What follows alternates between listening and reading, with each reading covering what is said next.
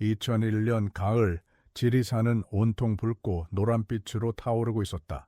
단풍이 절정에 이른 산의 풍경은 마치 한 폭의 수채화 같았고, 맑고 차가운 공기는 도시의 소음으로 지친 영혼을 달래주기에 충분했다.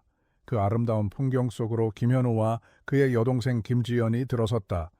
텐트를 치고 저녁을 준비하는 내내 두 사람의 웃음소리가 고요한 숲속에 울려 퍼졌다. 현우는 곧 태어날 조카를 위해 따뜻한 담요를 챙겨왔고, 임신 6개월째에 접어든 지연은 오빠의 자상함에 행복한 미소를 지었다. 그들의 모습은 세상에서 가장 평화롭고 다정한 남매의 모습 그 자체였다. 그 누구도 이 행복이 곧 끔찍한 비극의 서막이 될 것이라고는 상상조차 하지 못했다. 캠프파이어 앞에 앉아 타오르는 불꽃을 바라보며 두 사람은 미래에 대한 이야기를 나누었다. 지연은 태어날 아이의 이름을 함께 고민해달라며 현우에게 조심스럽게 말을 꺼냈고, 현우는 벌써부터 조카 바보가 될 준비가 되었다며 너스레를 떨었다. 지연의 얼굴에는 행복감과 함께 미묘한 불안감이 스쳐 지나갔지만, 현우는 그저 예비 엄마가 겪는 자연스러운 감정일 것이라 대수롭지 않게 여겼다. 그는 동생의 어깨를 감싸주며 무슨 일이 있어도 오빠가 곁에서 지켜줄 것이라고, 세상 가장 든든한 버팀목이 되어주겠다고 굳게 약속했다. 그 약속은 훗날 그의 삶을 송두리째 올가매는 깊은 죄책감과 후회의 족쇄가 될 운명이었다. 그때 현우의 휴대전화가 울렸다. 잠시 자리를 비우겠다며 지연에게 말한 현우는 수신이 더 잘 잡히는 곳을 찾아 캠핑장에서 조금 떨어진 곳으로 걸어갔다. 시시콜콜한 안부를 묻는 친구와의 통화는 길지 않았다. 그는 곧 돌아갈 생각으로 가벼운 발걸음을 옮겼다. 하지만 그 짧은 몇 분의 시간이 그의 인생을 영원히 바꿔놓을 줄은 꿈에도 몰랐다. 등 뒤로 남겨진 동생의 모습, 그것이 그가 기억하는 지연의 마지막 모습이었다. 그가 나눈 평범한 대화와 웃음은 곧이어 닥쳐올 지독한 어둠과 고통의 전주곡에 불과했다. 이 순간의 선택이 평생의 후회로 남을 것이라는 사실을 그는 전혀 알지 못했다. 통화를 마치고 캠핑장으로 돌아온 현우는 순간 싸늘한 위화감을 느꼈다. 타오르던 모닥불은 여전히 온기를 내뿜고 있었지만 그 주변은 섬뜩할 정도로 고요했다. 바람에 펄럭이는 텐트 입구만이 유일한 움직임이었다. 지연아, 그는 동생의 이름을 불렀지만 대답은 돌아오지 않았다. 그는 지연이 잠시 화장실에 갔거나 근처 계곡의 물소리를 들으러 갔을 것이라 애써 생각하며 불안한 마음을 다독였다. 하지만 시간이 흐를수록 심장은 불길한 예감으로 빠르게 뛰기 시작했다. 고요함은 더 이상 평화의 상징이 아니었다.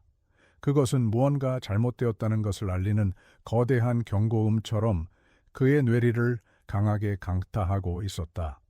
불안감은 순식간에 공포로 변했다. 현우는 텐트 안을 확인했지만 지연의 소지품은 그대로인데 모습만 보이지 않았다. 그는 미친 사람처럼 동생의 이름을 외치며 주변을 헤매기 시작했다. 그의 목소리는 어둠이 내리기 시작하는 광활한 지리산의 품속으로 공허하게 흩어졌다. 아름답기만 하던 단풍은 이제 마치 불길처럼 위협적으로 보였고, 산의 고요함은 동생을 삼켜버린 거대한 침묵처럼 느껴졌다. 해가 완전히 저물자 산은 칠흑 같은 어둠에 휩싸였고, 현우는 자신의 무력함과 맞서 싸우며 밤새도록 동생을 찾아 헤맸다. 그의 절규는 메아리가 되어 돌아올 뿐 지연의 흔적은 어디에도 없었다. 다음 날부터 대대적인 수색 작업이 시작되었다. 경찰과 구조대, 그리고 수많은 자원봉사자들이 지리산의 구석구석을 샅샅이 뒤졌지만 지연의 행방은 묘연했다. 마치 처음부터 존재하지 않았던 사람처럼 그녀는 아무런 흔적도 남기지 않고 사라져 버렸다. 언론은 이 사건을 대서특필했고 사람들은 무성한 추측을 쏟아냈다. 하지만 시간이 흐를수록 사람들의 관심은 서서히 식어갔고 수색 작업 역시 아무런 성과 없이 종료되었다. 현우는 매일같이 산을 오르며 동생의 이름을 불렀지만 거대한 산은 끝내 아무런 대답도 들려주지 않았다. 그의 희망은 절망으로, 기다림은 고통으로 변해갔다. 사건을 담당했던 박 형사는 끈질기게 단서를 찾으려 노력했지만 사건은 처음부터 미궁계에 빠져 있었다. 실족 사고, 단순 가출, 심지어 범죄의 가능성까지 모든 가능성을 열어두고 수사했지만 그 어떤 가설도 입증할 만한 증거를 찾지 못했다. 목격자도 다툼의 흔적도 없었다. 지연은 말 그대로 증발해버린 것이다. 결국 사건은 장기 미제로 분류되었고 박 형사의 손을 떠나 차가운 서류 캐비닛 속으로 사라졌다. 그에게 이 사건은 해결하지 못한 실패의 기록으로, 그리고 가슴 한편에 남은 무거운 흉터로 남게 되었다. 그는 언젠가 이 끔찍한 침묵을 깰 수 있는 날이 오기를 막연히 바랄 뿐이었다. 그렇게 시간은 흘러갔고 지연의 실종은 현우의 삶을 통째로 멈춰버렸다. 그는 웃음을 잃었고 꿈을 포기했다. 그의 시간은 2001년 그날의 지리산에 영원히 갇혀버렸다. 동생을 지켜주겠다는 약속을 지키지 못했다는 죄책감은 그의 영혼을 갉아먹는 독이 되었다. 그는 매일 밤 동생이 사라지던 그 순간을 꿈꾸며 괴로워했다. 이 미스터리의 시작이 여러분의 마음을 사로잡았다면 채널을 구독하고 지금 어디에서 시청하고 계신지 댓글로 알려주세요. 여러분의 이야기도 저희에게 큰 힘이 됩니다. 현우의 멈춰버린 시간 속에서 진실은 여전히 깊은 어둠 속에 잠들어 있었다. 6년이라는 시간이 흘러 2007년이 되었다. 세상은 빠르게 변했지만 김현우의 시간은 여전히 2001년의 그날에 멈춰 있었다. 28살이 된 그는 꿈도 미래도 모두 잃어버린 차에 동생의 흔적을 찾는 일에만 매달려 살았다. 그의 방은 지연의 사진과 실종 전단지, 그리고 지난 6년간 모아온 보잘것없는 자료들로 가득 차 있었다. 그의 삶은 동생을 찾기 전까지는 결코 앞으로 나아갈 수 없는 길고 어두운 터널과도 같았다. 부모님은 그런 아들을 보며 속으로 피눈물을 흘렸지만 차마 그만두라는 말을 할 수는 없었다. 현우에게 지연은 삶의 이유이자 동시에 그의 삶을 올가매는 굴레였다. 그러던 어느 날 한 줄기 빛처럼 믿을 수 없는 소식이 전해졌다. 지리산 깊은 계곡의 바위 틈에서 등산객이 낡은 가방 하나를 발견했다는 것이었다. 경찰에 연락을 받고 경찰서로 달려간 현우의 심장은 미친 듯이 요동쳤다. 가방은 6년의 세월을 온몸으로 맞은 듯 낡고 해져 있었지만 한눈에 지연의 것임을 알아볼 수 있었다. 그가 선물했던 작은 열쇠고리가 그대로 달려 있었다. 가방을 받아든 현우의 손이 가늘게 떨렸다. 이 작은 가방 하나가 지난 6년간의 공백을 채워줄 유일한 희망이었다. 어쩌면 이 안에는 동생의 마지막 숨결이, 그녀가 남긴 마지막 이야기가 담겨 있을지도 몰랐다. 경찰서에서 집으로 돌아온 현우는 조심스럽게 가방을 열었다. 안에는 낡은 화장품, 파우치와 손수건, 그리고 작은 수첩 하나가 들어있었다. 그는 마치 성물을 다루듯 수첩을 펼쳤다. 그것은 지연의 일기장이었다. 그는 떨리는 손으로 한 장 한 장 넘기기 시작했다. 일기장에는 지연의 소소한 일상과 태어날 아기에 대한 기대감, 그리고 미래에 대한 설렘이 고스란히 담겨 있었다.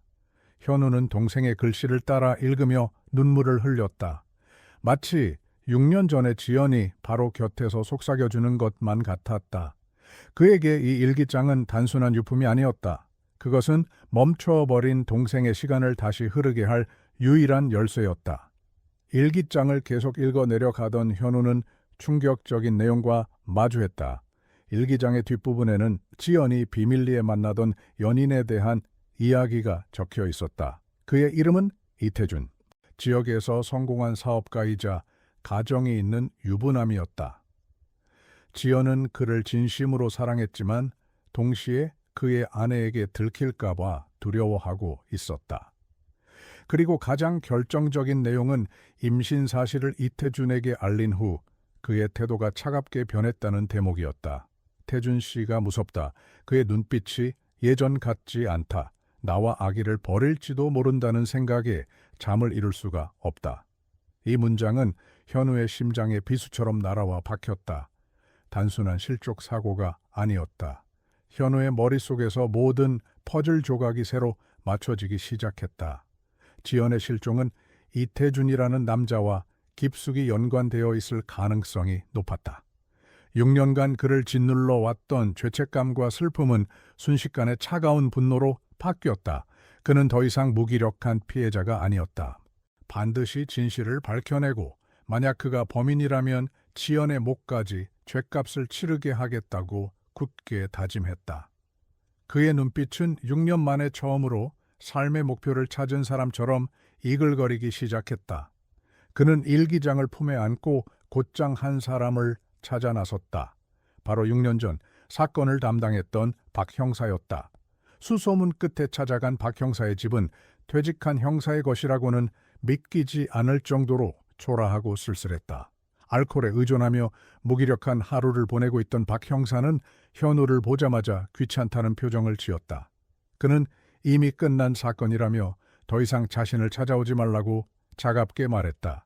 그의 마음속에도 지연의 사건은 잊고 싶은 실패의 기억이자 무력감의 상징으로 남아 있었다. 그는 다시 그 끔찍한 기억을 들추고 싶지 않았다.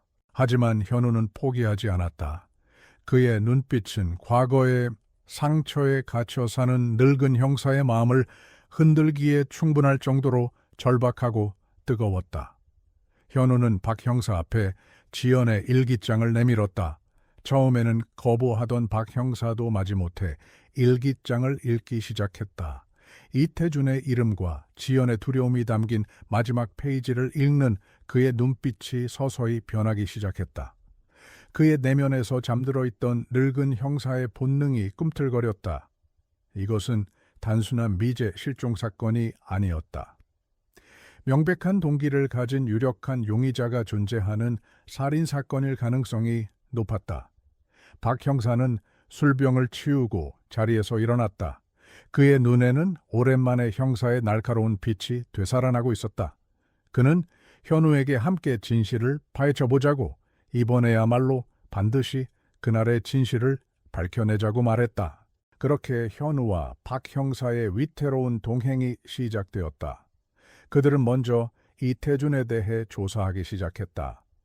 이태준은 건설회사를 운영하며 막대한 부와 명예를 쌓은 인물이었다. 지역사회에서는 자상한 남편이자 존경받는 기업가로 알려져 있었고 그의 아내 역시 자선활동에 적극적인 현모양처로 평판이 자자했다.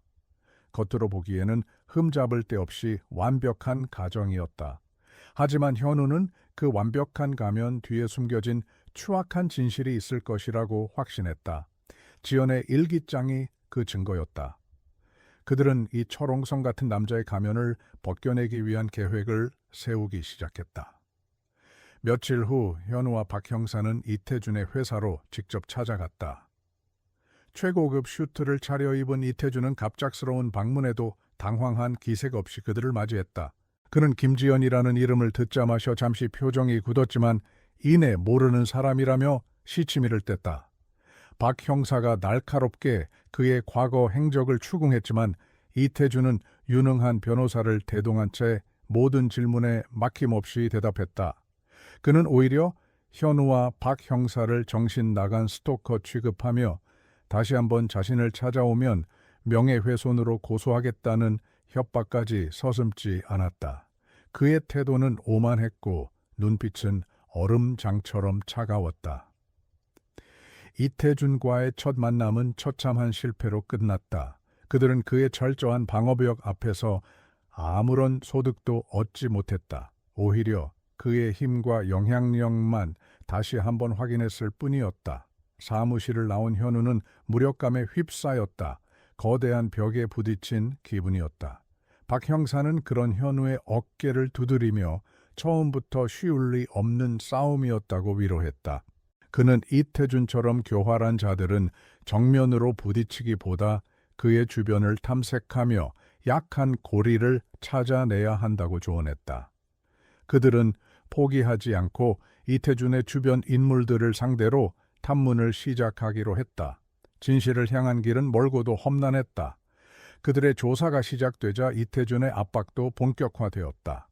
현우의 가게에는 의문의 손님들이 찾아와 행패를 부렸고 박 형사의 집 주변에는 낯선 차들이 맴돌기 시작했다. 심지어 현우의 부모님에게까지 협박성 전화가 걸려왔다. 이태준은 자신의 부와 권력을 이용해 두 사람을 사회적으로 고립시키고 정신적으로 압박하려 했다. 현우의 부모님은 아들의 안전을 걱정하며 제발 그만두라고 애원했다. 현우는 가족들의 눈물 앞에서 잠시 흔들렸지만 여기서 멈춘다면 죽은 동생을 2번 죽이는 것이라 생각했다. 그는 두려웠지만 결코 물러설 수 없었다. 박 형사는 자신의 낡은 인맥을 총동원해 6년 전 사건 기록을 다시 파헤치기 시작했다. 공식적인 기록에는 아무런 특이점이 없었지만 그는 당시 현장 주변을 탐문했던 한 젊은 순경의 비공식 보고서에서 이상한 점을 발견했다. 지연이 실종된 날 국립공원 입구에서 이태준의 차량과 비슷한 고급 외제 세단이 목격되었다는 아주 희미한 증언이 기록되어 있었다.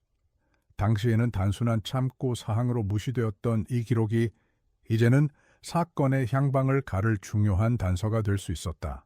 아주 작은 실마리였지만 어둠 속에서 한 줄기 빛을 발견한 기분이었다. 그들은 증언의 주인공이었던 국립공원 매점 주인을 찾아 나섰다. 노인은 처음에는 아무것도 기억나지 않는다며 손사래를 쳤다. 하지만 박 형사의 끈질긴 설득과 현우의 절박한 눈빛에 결국 무겁게 입을 열었다. 그는 그날 아침 안개 낀 도로를 빠른 속도로 달려나가는 검은색 세단을 똑똑히 기억한다고 말했다. 그리고 운전석에 앉은 남자의 날카로운 인상착의와 조수석에서 겁에 질린 표정으로 창밖을 보던 한 젊은 여성의 얼굴을 어렴풋이 기억해 냈다. 그 여성이 지연인지는 확신할 수 없었지만 현우는 그 여성이 자신의 동생이었음을 직감했다. 새로운 증언을 확보했지만 그것만으로는 이태준을 범인으로 특정하기에 부족했다. 그들에게는 더 결정적인 증거가 필요했다. 박 형사는 이태준의 알리바이를 다시 한번 검토하기 시작했다. 이태준은 사건 당일 다른 도시에서 중요한 계약을 체결하고 있었다고 주장했고 그의 비서와 변호사가 그것을 증명했다. 그의 알리바이는 완벽해 보였다. 하지만 박 형사는 포기하지 않고 당시 계약 상대였던 회사를 파고들었다. 그리고 마침내 그 회사가 몇 년 전 부도가 났으며 당시 계약 자체가 이태준이 서류상으로만 꾸며낸 유령 계약이었을 가능성을 발견했다. 이태준의 알리바이가 거짓일 수 있다는 사실은 그들에게 새로운 희망을 안겨주었다. 진실에 다가서는 현우의 위험한 여정을 응원하신다면 좋아요를 눌러주세요. 여러분의 생각은 어떻습니까? 이태준이 범인일까요? 아니면 또 다른 진실이 숨겨져 있을까요? 그들은 이태준의 거짓말을 입증하기 위해 당시 회사 관계자들을 찾아 나섰지만 대부분은 이미 잠적했거나 이태준에 대해 이야기하기를 극도로 꺼렸다. 그의 영향력은 여전히 막강했고 진실의 문은 쉽게 열리지 않았다. 시간은 계속 흘러갔고 현우와 박 형사는 점점 더 깊은 수렁 속으로 빠져드는 기분이었다. 그러던 중 그들은 이태준의 회사에서 6년 전에 해고된 한 여비서를 찾아내는 데 성공했다. 그녀는 처음에는 두려움에 떨며 아무 말도 하지 못했다. 하지만 동생을 잃은 현우의 고통에 동화된 듯 마침내 무거운 입을 열었다. 그녀는 사건이 있었던 그 주에 이태준과 그의 아내가 크게 다투는 소리를 들었다고 증언했다. 아내는 남편의 외도를 의심하며 절규했고 이태준은 그런 아내를 거칠게 몰아붙였다고 했다. 그리고 결정적으로 그녀는 그 주말에 이태준뿐만 아니라 그의 아내 역시 개인적인 용무가 있다며 따로 차를 몰고 나갔다는 사실을 기억해냈다. 아내의 존재는 전혀 예상치 못한 변수였다. 지금까지 그들은 오직 이태준만을 범인으로 생각하고 있었다. 하지만 그의 아내 역시 그날의 사건과 연관되어 있을 가능성이 제기된 것이다. 이것은 사건의 판도를 완전히 뒤흔들 수 있는 새로운 가설이었다. 현우와 박 형사는 혼란에 빠졌다. 이태준이 혼자 저지른 범행이 아니라면, 만약 그의 아내가 이 사건에 개입했다면 진실은 그들이 상상했던 것보다 훨씬 더 복잡하고 추악할지도 몰랐다. 그들은 이제 이태준의 아내, 완벽한 현모양처의 가면을 쓴 서은하라는 여자를 주시하기 시작했다. 그들이 서은에 대해 조사하기 시작했다는 사실을 눈치챘는지 이태준의 위협은 더욱 노골적으로 변했다. 어느 날 밤 현우의 가게 유리창이 박살나는 사건이 발생했다. 가게 내부는 엉망이 되었지만 도난당한 물건은 없었다. 이것은 명백한 경고였다. 더 이상 선을 넘지 말라는, 진실에 가까이 다가오지 말라는 이태준의 섬뜩한 메시지였다. 현우는 깨진 유리 조각들을 바라보며 두려움보다 더 큰 분노를 느꼈다. 그는 이 싸움에서 절대로 물러서지 않을 것이라고, 동생의 억울한 죽음을 반드시 세상에 밝혀내겠다고 다시 한번 굳게 맹세했다. 박 형사는 서은하의 과거를 추적하기 시작했다. 그녀는 유복한 집안에서 자라 모두의 부러움을 사는 삶을 살아온 것처럼 보였다. 하지만 박 형사는 그녀가 결혼 전 심각한 우울증과 분노 조절 장애로 정신과 치료를 받은 기록을 찾아냈다. 이태준의 습관적인 외도가 그녀의 정신을 위태롭게 만들었다는 주변인들의 증언도 확보할 수 있었다. 완벽해 보이는 그녀의 삶 이면에는 남편에 대한 애증과 배신감, 그리고 언제 터질지 모르는 시한폭탄 같은 분노가 도사리고 있었다. 그녀는 더 이상 단순한 피해자나 방관자가 아니었다. 사건의 중심에 있는 또 다른 핵심 인물일 가능성이 높아졌다. 조사가 진행될수록 현우는 지연이 얼마나 위험한 관계에 발을 들였었는지 깨닫게 되었다. 그는 동생이 겪었을 두려움과 고통을 생각하며 밤잠을 설쳤다. 동생의 비밀을 알게 된 충격, 그리고 그녀를 지켜주지 못했다는 죄책감이 그를 끊임없이 괴롭혔다. 때로는 모든 것을 포기하고 싶다는 생각도 들었다. 하지만 그때마다 그는 지연의 일기장 마지막 페이지를 떠올렸다. 오빠가 보고 싶다. 그 한 문장이 현우를 다시 일으켜 세웠다. 그는 동생의 마지막 소원을 위해서라도 이 끔찍한 진실의 끝을 반드시 자신의 눈으로 확인해야만 했다. 박 형사는 끈질긴 추적 끝에 서은하의 차량이 6년 전 지리산 국립공원 근처의 도로 CCTV에 찍혔다는 사실을 확인했다. 영상은 화질이 좋지 않아 번호판을 완전히 식별할 수는 없었지만 차종과 색상, 그리고 희미하게 찍힌 운전자의 실루엣은 서은하의 차와 일치했다. 이태준뿐만 아니라 그의 아내 역시 그날 그 시간에 지리산에 있었다는 명백한 증거였다. 이제 모든 조각들이 한 곳을 가리키고 있었다. 그날 지리산의 캠핑장에서는 현우가 상상조차 하지 못했던 끔찍한 일이 벌어졌던 것이 틀림없었다. 사건의 윤곽이 점차 드러나자 현우와 박 형사는 마지막 승부수를 던지기로 결심했다. 더 이상 간접적인 증거만으로는 그들을 처벌할 수 없었다. 그들에게 필요한 것은 바로 자백이었다. 이태준과 서은하, 두 사람 중 한 명의 입을 열게 만들어야만 했다. 그들은 두 사람을 심리적으로 압박해 서로를 불신하게 만들고 결국 스스로 무너지게 만드는 위험한 계획을 세웠다. 이것은 매우 위험한 도박이었지만 6년간의 기다림을 끝낼 수 있는 유일한 방법이었다. 현우는 결전의 순간이 다가왔음을 직감하며 굳게 입술을 깨물었다. 마지막 계획이 실행에 옮겨졌다. 박 형사가 교묘하게 이태준을 다른 곳으로 유인한 사이 현우는 홀로 서은하를 찾아갔다. 그녀는 자신의 완벽한 삶을 과시하듯 화려하게 꾸며진 자택의 정원에서 여유롭게 차를 마시고 있었다. 현우의 갑작스러운 등장은 그녀의 평온한 일상에 던져진 돌멩이와 같았다. 현우는 더 이상 망설이지 않았다. 그는 차갑게 가라앉은 목소리로 그동안 자신들이 알아낸 모든 사실을 그녀의 눈앞에 펼쳐놓기 시작했다. 지연의 일기장 내용부터 시작해 6년 전 그날 지리산 근처 도로 CCTV에 찍힌 그녀의 차량 사진까지 그는 서은하의 완벽한 가면을 벗겨낼 마지막 칼을 뽑아든 것이었다. 처음에 서은하는 당황한 기색을 보였지만 이내 냉정을 되찾고 모든 것을 부인했다. 그녀는 현우를 불쌍한 망상에 사로잡힌 스토커로 취급하며 당장 떠나지 않으면 경찰을 부르겠다고 차갑게 위협했다. 그녀의 영의는 너무나도 완벽해서 잠시나마 현우조차 스스로를 의심할 뻔했다. 하지만 그는 그녀의 눈동자 깊은 곳에서 가늘게 피어오르는 공포의 그림자를 놓치지 않았다. 그녀는 필사적으로 자신의 성벽을 지키려 했지만 이미 성벽에는 균열이 가기 시작했다.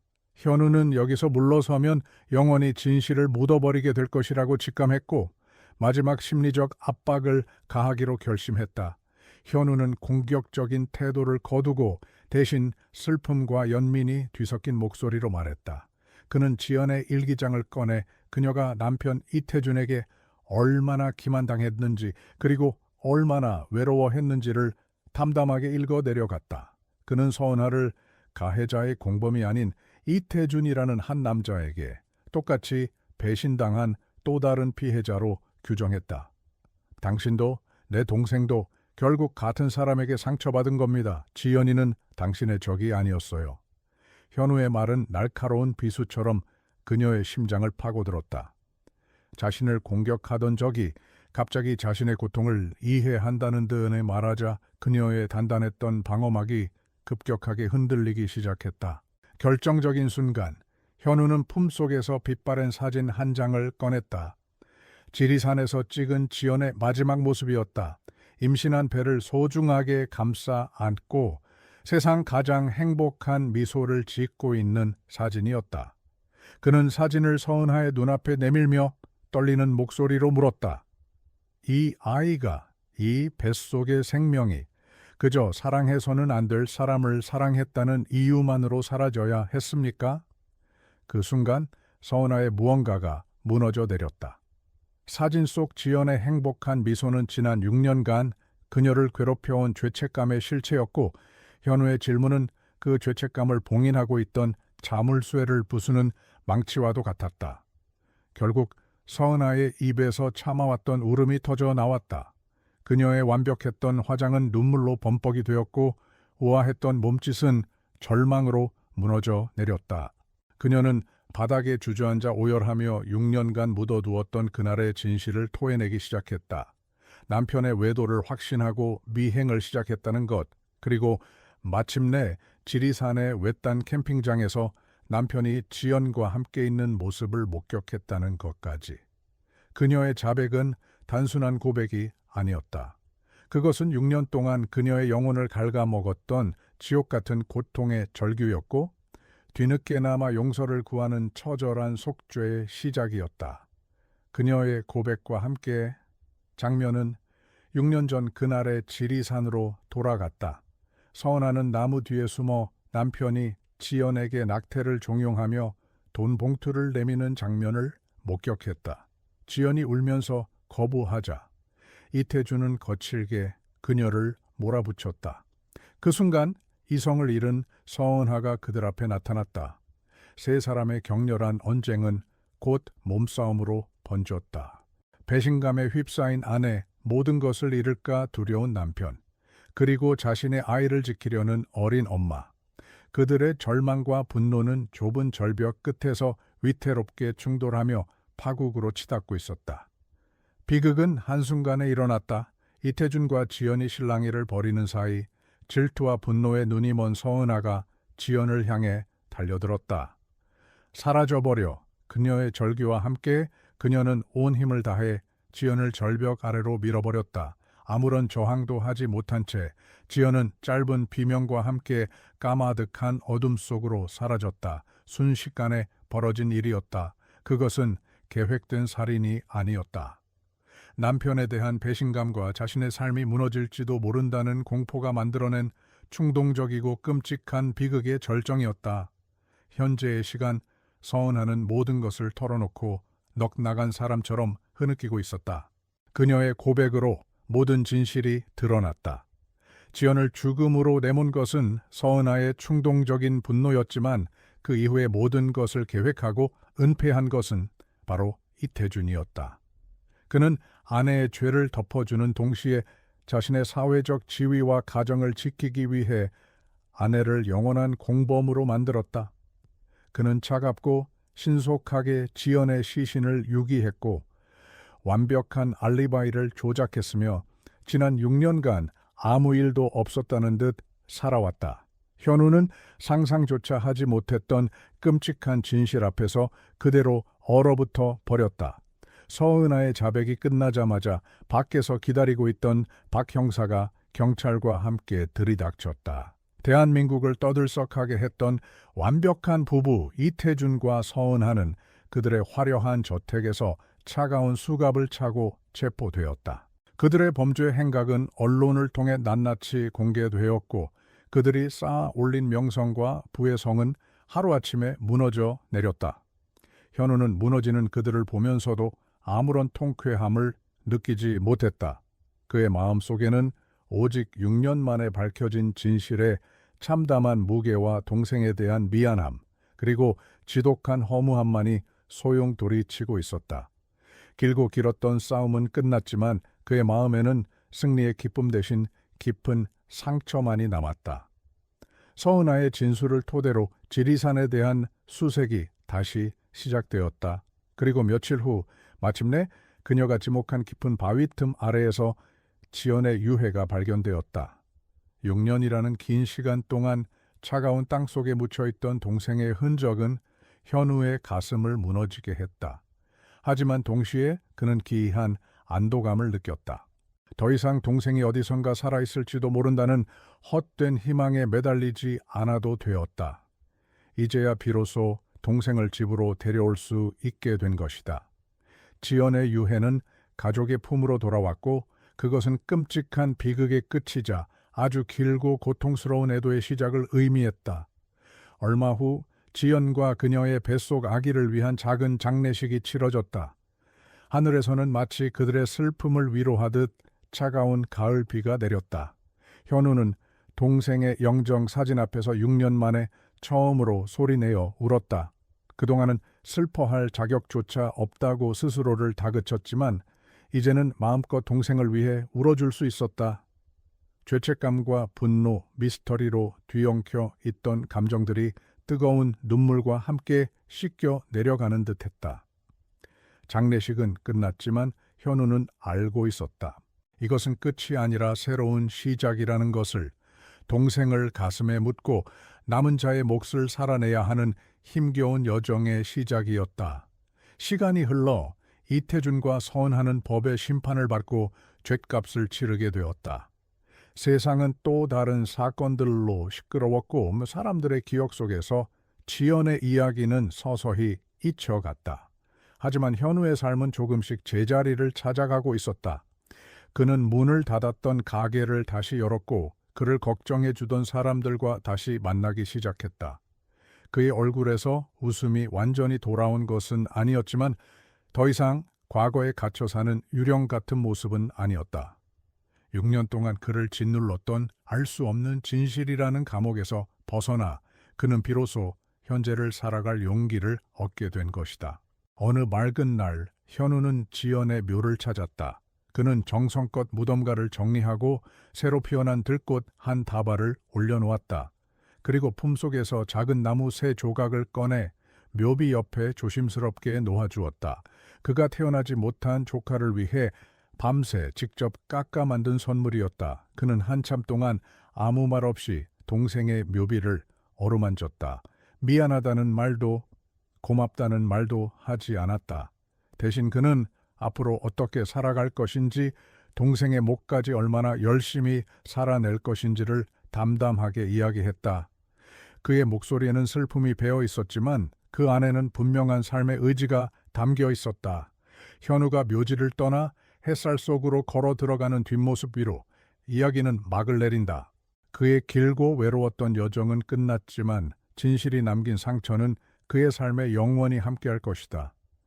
이 이야기는 한 남동생의 끈질긴 사랑이 어떻게 거대한 거짓을 무너뜨렸는지를 보여준다.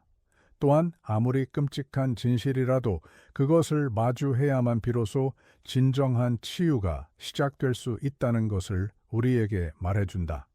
오늘의 이야기는 우리에게 진실의 무게와 용서의 의미에 대해 생각하게 합니다. 여러분이라면 현우의 자리에서 어떤 선택을 했을까요? 여러분의 생각을 댓글로 공유해 주시고 다음 이야기를 위해 구독과 알림 설정을 잊지 마세요.